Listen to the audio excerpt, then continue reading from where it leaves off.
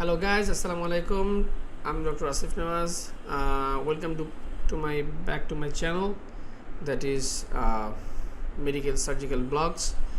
And today I'm just continuing the course or the universal course about MRCS part A, that is MRCS study with me. So for the continuation, I was studying anatomy. So for the continuation of previous video, you already watched about the thorax. Now I'm continuing abdomen. So this is the rhythm notes or universal notes, which is refibrilled or polished from the Salah note or Nasakhan note, and also ultimately it is recall based, and the EMRCS explanations here in together they make a good combination. So let's start our today's session about anatomy abdomen, which is very important for surgery or the surgeons. So let's continue. That is abdominal wall. So these are the important topic. Abdominal wall, you know, that is very important. External oblique muscles and the inguinal region, colon anatomy, cecum, so that is large guard, the spleen, that is glands, gallbladders, hepatobiliary systems, abdominal aorta, abdominal aortic branches, celiac axis, gastroduodenal arteries, inframesenteric arteries, renal anatomy, ureter, adrenal gland anatomy, as well as epiphyseal foramen, and so on, diaphragm apertures. So some people will say that it's haphazard, somehow haphazard, but in surgical practice, especially for general surgery or the other surgical branches, we don't need to study anatomy vast, okay, because not everything is necessary for surgical practice, because before surgery we need to ensure the anatomical knowledge where in the surgical field. So what may be the risk, what may be the structures hiding surrounding the operative area, to avoid the risk, to avoid the unwanted complications, we need to study anatomy in selective way. So this is how they rearrange or they saw the type of questions that asked in the exams, and ultimately they act after the assessment of the questions by the way of the supremacy.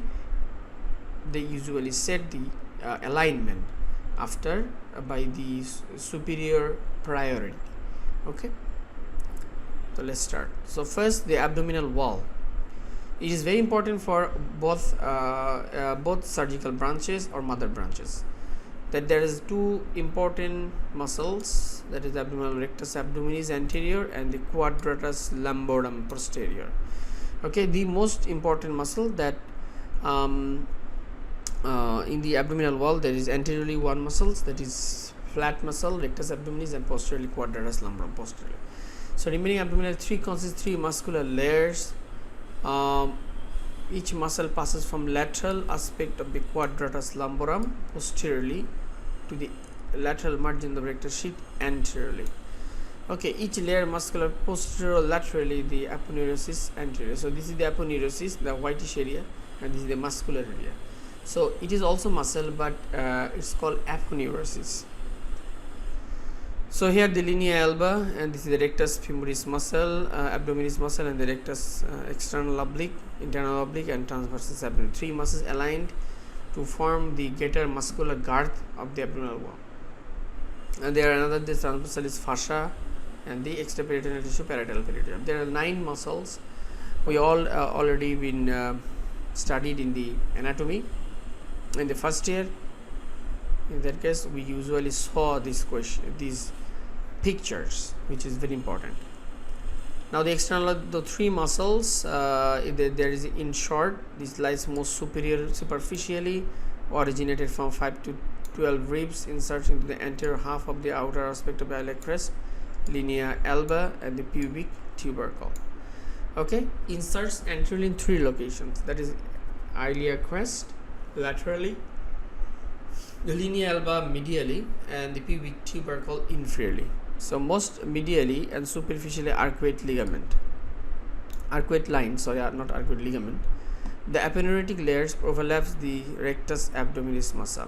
Okay, aponeurotic layer, and the lower border forms the inguinal ligaments. Lower border, that is inferiorly lower border. I will show you the. I will display here the pictures of lower inguinal ligaments, and the triangular expansion of medial end of the inguinal ligament is a lacunar ligament. Okay, so it is also the lacunar ligament is important because it is also forms the medial wall of the femoral canal. Okay, medial wall of the femoral canal. Now the internal oblique arises from the thoracolumbar fascia and to 2/3 of the iliac crest and lateral 2/3 of the inguinal ligaments. The muscle sweeps upwards, inserting into the cartilage of the lower 2 ribs.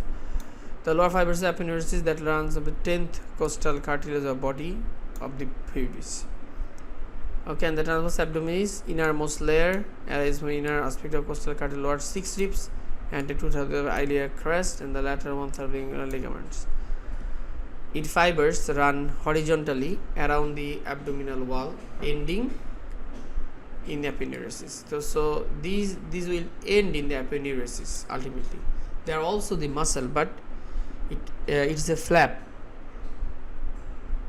Muscular combinations. Now the rectus abdominis lies medially running from the pubic crest, symphysis to insert the gymphoid process of the 5th, 6th and 7th costal cartilage. The muscle lie aponeurosis described above. Nerve supply enter primary rami of T7, T12. Surgical notes. So it is very important. During abdominal surgery, it is necessary to divide either muscles and the aponeurosis during a midline laparotomy. It is desirable to divide the aponeurosis. This will leave the rectus sheath intact above the arcuate line and the muscle intact below it. The straying of the midline will often lead to damage to the rectus muscles, particularly below the arcuate line, where they may often be in close proximity. So they usually lies close proximity. So knowing the alignment of the muscle is very much important for giving incision of the abdominal wall, because some incision will form a great scar formation on, and some incision will outcome as a skin crease. So in that case, scar tissue will be less important. Origin medial aspect of the iliac crest and iliolumbar ligament, 12 ribs, and the pulls the rib case inferiorly and lateral flexion. External oblique muscle. Origin outer surface of the lower 8 ribs and anterior 2/3 of the outer lip of the iliac crest, and insertion remember becoming fused with the alba line. Okay, then contains the abdominal viscera, may arise intra-abdominal pressure, moves trunk on the other side. So here this is the white areas aponeurosis, and this is a muscle. Okay, here you can see the transverse abdominis and the 2 lips of external oblique and internal oblique. So it is inguinal canal inferiorly, medially rectus sheath, and laterally iliac crest inferiorly and also laterally. And so this is the transverse section. So here some muscle, that is quadratus lumborum, psoas major muscle, erector spinae muscles, and the 3 muscles, also the lateral wall and the anterior wall. So this is the rectus sheath. Anterior sheath is removed, and then this is the strap muscle present in the midline. It's called the rectus muscle, which is strengthened by the tendinous intersection. And this is the skin and subcutaneous tissue, because there is no deep fascia. This is the superficial fascia. It contains 2 layers, that is superficial Camper's layer and the deep Scarpa layer. So it is also membranous. Superficial layer is divided in 2 layer, that is superficial fascia, fatty layer Camper's, and then the Scarpa or membranous layers. This is the inguinal canal. So inguinal canal is located above the inguinal ligaments.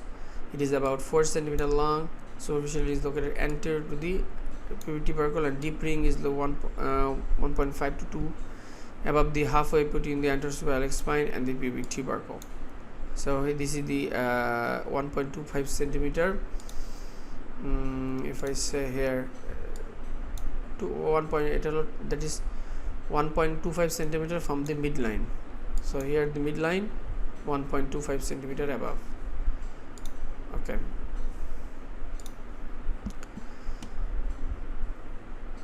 Some structures goes inferior to the inguinal ligament, that is great vessels, and some structure go through the inguinal ligament, that is inferior epigastric artery, which is branch of external iliac artery. Here you can see this sometimes asked in the exam.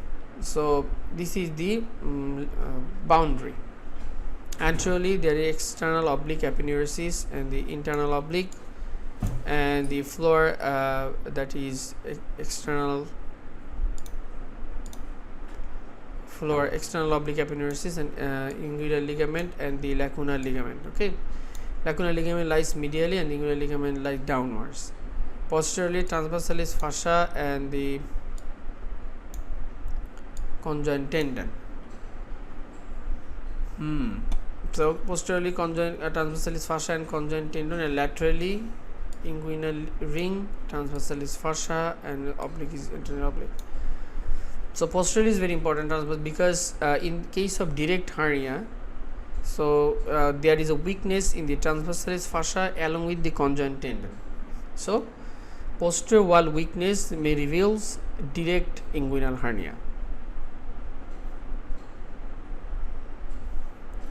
So this is a very important anatomical structure because you can see this is the lacunar ligament which forms the medial wall of the inguinal ligament and also the medial wall of the femoral canal.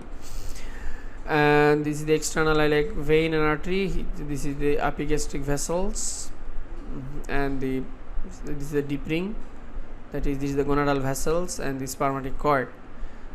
Okay, so male spermatic cord and ilioinguinal nerve is the content of inguinal ligament. So in case of female, a round ligament of uterus and ilioinguinal nerve. So ilioinguinal nerve is common in both male and female.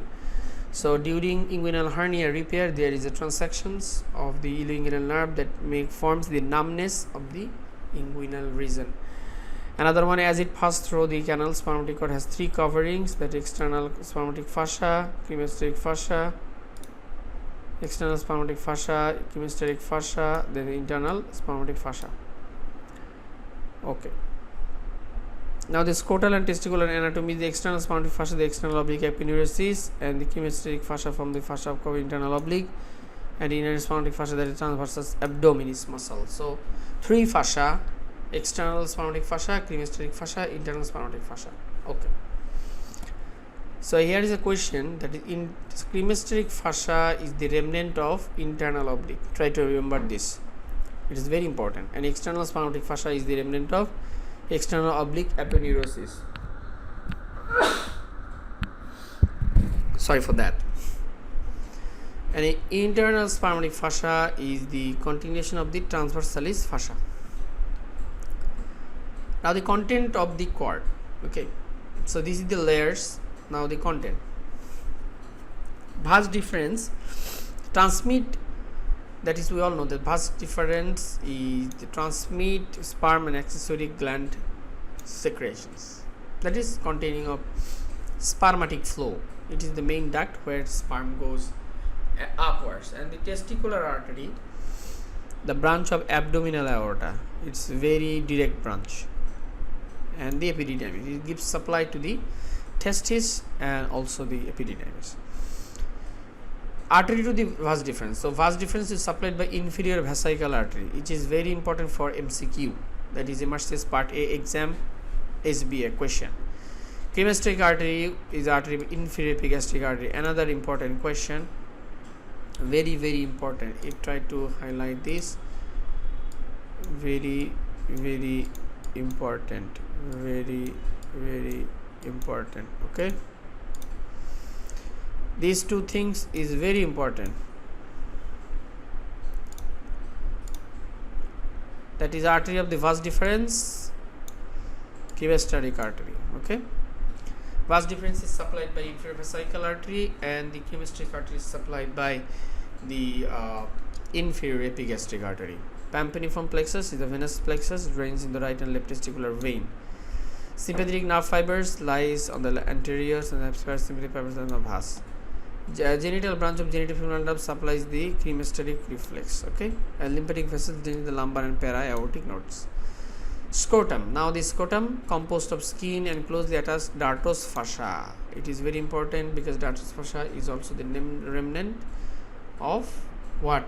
Camper layer, that is the membranous layer of the abdominal wall, which is derived as a dartos fascia. So lymphatic drains the inguinal lymph nodes, and the parietal layer tunica vaginal innermost layers, and anteroposterior scrotal arteries also give supply. So this is the inguinal ligament content. So here the artery of ductus deferens here, and this is the vascularity, that is pampiniform plexus, and the some are lymphatic circulations, loose areolar tissue, vas deferens, and the testicular artery as well, and the layers of abdomen, that is spermatic fascia, cremasteric fascia, internal spermatic fascia, and the testes. They will all goes through the deep ring and they pass through the superficial ring, ultimately in the bottom of the scrotum. So here the internal oblique and transversus abdominis are reunited from conjoint tendon. This is the conjoint tendon, lies medially.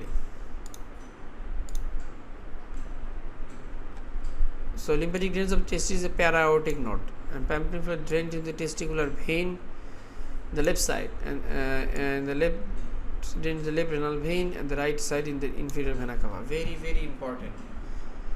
That is pampiniform plexus or testicular vein. In case of left side, it will drain to the left renal vein, and the right side, that is right testis, will ultimately drain to the inferior vena cava. Now the colonic anatomy. Colonic, a colon means this is the large intestine. This is a part of large intestine which is started from the ileocecal junction and finished in the rectum. So this whole part is called the colon. The colon commences with cecum. Cecum is the part, the most dilated portion of the human colon. That is, this is the cecum. Here, this is the cecum, and it is intraperitoneal. It is also intraperitoneal part. So try to think, try to sharp. Intraperitoneal, marked by covered tinea coli, which is identified by the tinea coli, which is started at this point located of the vermiform appendix. And the colon continue as ascending colon. So this is the ascending colon, there is a transverse colon, descending colon, sigmoid colon, and the rectum and anal canal. The colon continues descending to the posterior aspect, which is retroperitoneal. So ascending colon is retroperitoneal, but cecum is intraperitoneal. Then the transverse colon. The ascending colon becomes the transverse colon, passing in the hepatic flexure. So this is the hepatic flexure here, and this colon becomes wholly intraperitoneal. So another intraperitoneal things after cecum is transverse colon. And the superior aspect of transverse colon is a point of attachment of the transverse colon is the greater omentum. So greater omentum is attached with the transverse colon. This is one of the important things. Greater, okay. The important anatomical site, since division, these attachment permit entry to the laser sac. So above this is the entry of the laser sac. Separation of greater omentum of transverse colon is a routine operation, step both gastric and colonic surgeries. Yes, we usually dissect the greater omentum, but not the fourth layer, because in the omentum in front of the transverse colon there are 4 layers. So 2 layers are for greater omentum, another 2 layers for the mesentery. See, in that case, in between 3rd and 4th layer there is a middle colic artery and the marginal artery of Drummond. In that case, during gastric or colonic surgery, we usually resect first 2 layers okay, to entry to the upper portion of the transverse column to resect the colon only. But in that case we have to bind the middle colic vessels. So cautiously third and fourth layer is dissected just only to ligate the middle colic artery. At the left side of the abdomen, the transverse colon passes in the left upper quadrant and makes an oblique inferior turn. Splenic flexure following this posterior aspect becomes in retroperitoneal once again. At the level of L4, ascending colon becomes the wholly intraperitoneal, becomes the sigmoid colon. While the sigmoid is wholly intraperitoneal, there are usually attachment of the lateral between the sigmoid and the lateral pelvic side wall. These small congenital adhesions are not formal anatomical, but frequently deviation during this section. So this is one of the important things, that in which level descending colon becomes peritoneal and the sigmoid colon. So descending colon is retroperitoneal, but it becomes intraperitoneal in the sigmoid colon from the L4 level. In the distal end, sigmoid pass through the midline, that is, it comes to the midline, and this transfusion microscopic point where the tenia fuse. So there is no tenia. So three tenias, tenia coli, tenia mesocolica, tenia omenthalis. So three tenia are together become fuse. Okay, there will be no obvious tenia left after the L4. When the sigmoid is finished, then this tenia becomes united. So the artery supply of the colon. So superior mesenteric artery and inferior mesenteric artery with the marginal artery abdomen. Ascending colon is the ileocolic, right colic vessels, and the transverse colon is the middle colic vessels, and the descending and sigmoid inferior mesenteric artery. So venous drainage from the regional veins to the superior and inferior mesenteric vein. The inferior mesenteric vein drains to the splenic vein. Okay, this is one of the important peculiarity, that is, superior mesenteric vein and the splenic vein, they united to form portal vein. We all know that. But what about inferior mesenteric vein? It will goes through the splenic vein, and there is a protosystemic anastomosis between splenic vein and the superior inferior mesenteric vein. Okay, so that is, at this point union only is close to the duodenum, and the surgical maneuver is recognized as the ileus. Okay, so recess, there is a lateral paracolic recess that will give there is a fascia where we can saw the inferior mesenteric vein goes through the splenic vein. So middle colonic vein drains into the superior mesenteric vein. If avulsed during mobilization, the dramatic hemorrhage can occur in the difficult to control.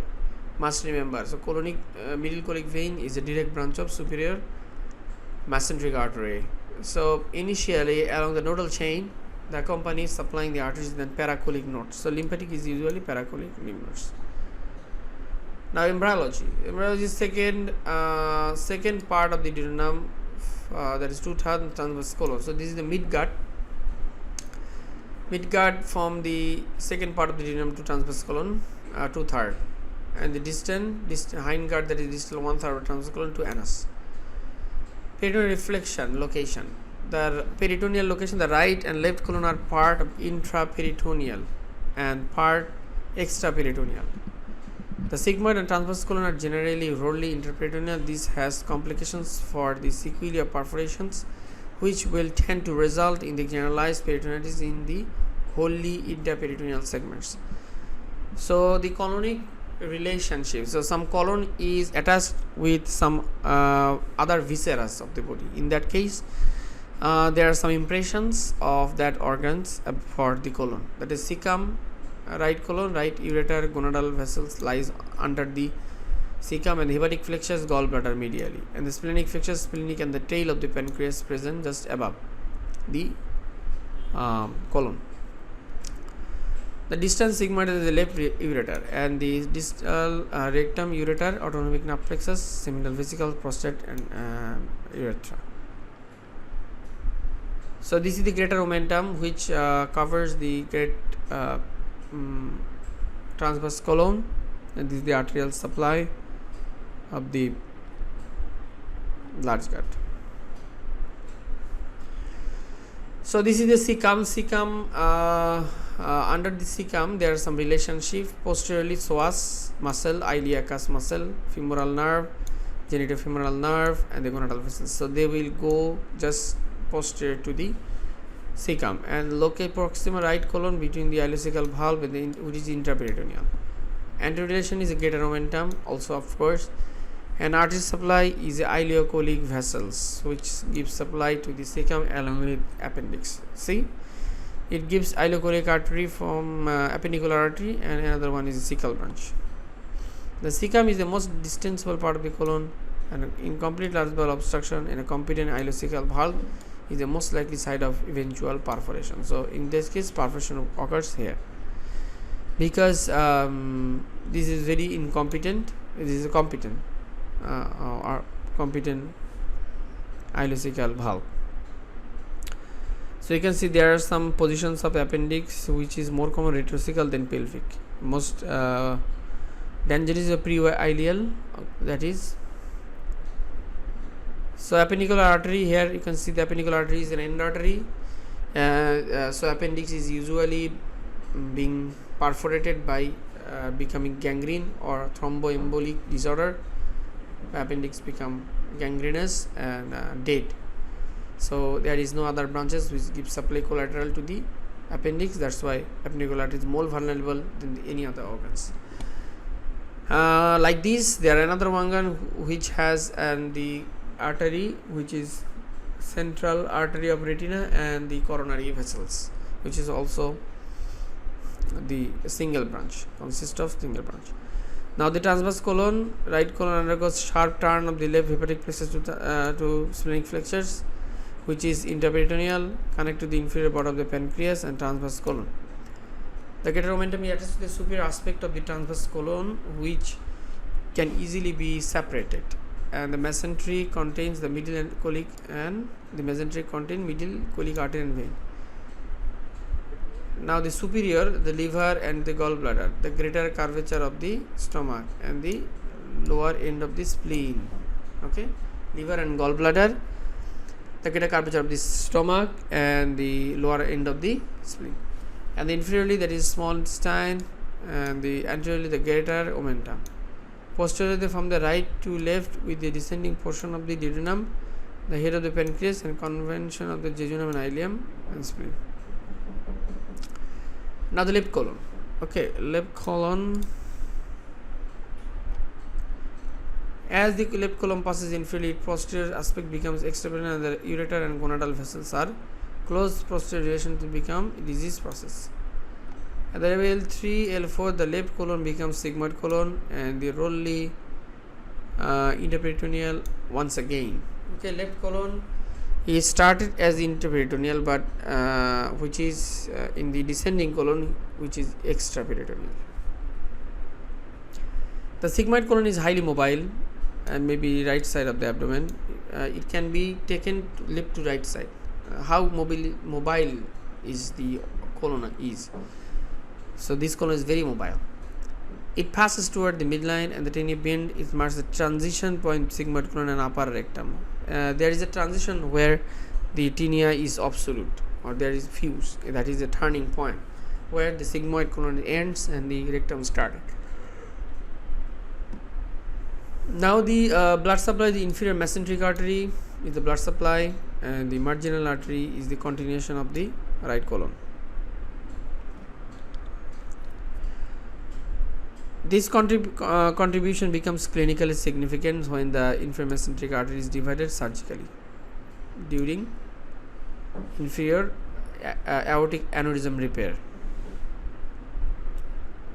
Now the rectum. Rectum is approximately 12 centimeter long. It is capacitance organ, and it has both inter and extraperitoneal component. So there are some interperitoneal and extraperitoneal component. 12 centimeter long. A transition with the sigmoid colon marked as a disappearance of tinea coli. The extraperitoneal cecum is surrounded by the mesorectum. This is very important. Mesorectal fat, because mesorectal fat containing some lymph nodes, which is affected during rectal surgery, rectal cancer. When rectal cancer spread or the goes beyond the serosa, there is a lymph node which is attached with the rectal wall, which is called the mesorectal lymph nodes. Which contain within the mesorectal fat. So that's the mesorectal fat must be excised during anterior resection surgery or the rectal surgery. So contain some lymph nodes, mesorectal fat is surgically rectal cancer. Okay, part-01 landmarks. So posterior to the rectum, that is fascia is called Denon-Villar's fascia, and anterior to Walder's fascia. Is very important for MRCS. Now the peritoneal reflection of around the colon, that is the rectum. Extraperitoneal rectum, there is upper, posterior upper third, and posterior and lateral middle third is also called retroperitoneal, but wholly lower third wholly retroperitoneal. That is the relationship around the rectum. Anteriorly rectovesical pouch, bladder, prostate, and the seminal vesicles, and the anteriorly to the female, that is rectouterine pouch of Douglas and the cervix and the vaginal in case of female. Posterior sacrum coccyx median sacral artery. Median sacral artery is a direct branch of abdominal aorta. You must remember that. It will give supply to the sacrum medially. Laterally levator ani and the coccygeus, which is a component of pelvic diaphragm. An artery supply the superior rectal artery from the branch of inferior mesenteric artery, medial rectal artery, that is internal arterial artery, and the inferior rectal artery is the branches of internal pudendal artery. Inferior rectal artery and vein, which is gone through the Alcock's canal, which is the content of ischiorectal fossa. Must remember what is the content of the Alcock's canal, that is inferior rectal vessels and nerve. So lymphatic circulation, mesorectal lymph nodes and superior to the dentate, inguinal ligament inferior to dentate. Okay. Superior to dentate, that is mesorectal lymph nodes, and inferior to dentate, that is superficial inguinal nodes.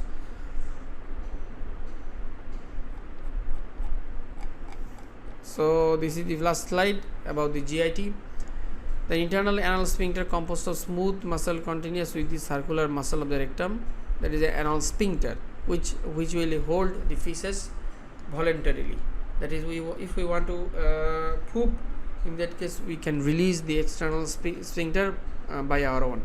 But internal sphincter is visceral, which is controlled by autonomic nerve plexus, that is sacral 2, 3, 4, keeps the poop off the floor. So the external anal sphincter is controlled by the pudendal nerve, sacral 2, 3, 4, and the perineal branches of sacral 4th. External anal sphincter is composed of striated muscle, that is voluntary muscle, which is surround the internal sphincter but extends more distally. Internal anal sphincter composed of smooth muscle continues with circular muscle of rectum. It surrounds the upper 2/3 of the anal canal and supplies the sympathetic nerve. Sympathetic nerve system, that is number 1, 2, will give sympathetic plexus, but the parasympathetic component is sacral 2, 3, 4, which gives supply to the pudendal nerve and also the parasympathetic supply of the internal sphincter. So here the anal sphincter, anal nerve, and in case of female, this is levator and coccygeus, and this is the perineal muscles, transverse perineal muscles, and the external sphincter, external anal sphincter, and this is the Bartholin glands and others. So that is all about the GIT surgery from the abdomen. In the next part of abdomen, we will going to discuss about the glandular portion. So thank you very much for patience hearing. I hope you like my channels. I hope you like my courses, which is completely free. But the way you learn, the way you hear, just follow the MRCS question bank for further evaluations, or the question pattern, because the pattern is a lot more different than the usual MBBS curriculum. In that case, you have to go through questions and find out the problems, and each and every question is a case history. So case history related topics will given to you, and you have to find out the anatomical, physiological, and pathological questions into them. That's why thank you very much for patience hearing, and thank you very much for watching. Peace.